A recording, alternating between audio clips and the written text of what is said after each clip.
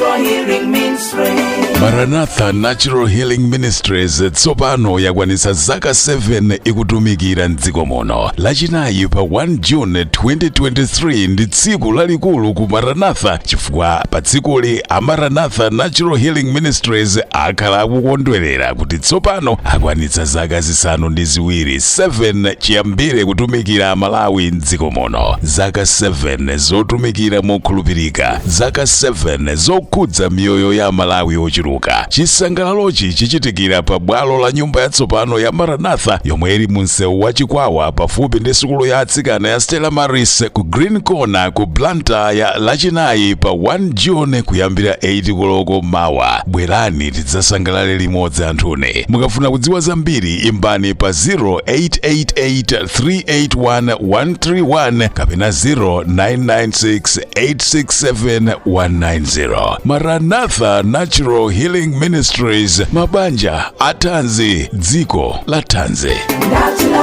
Wakusina kutu ndi nasi.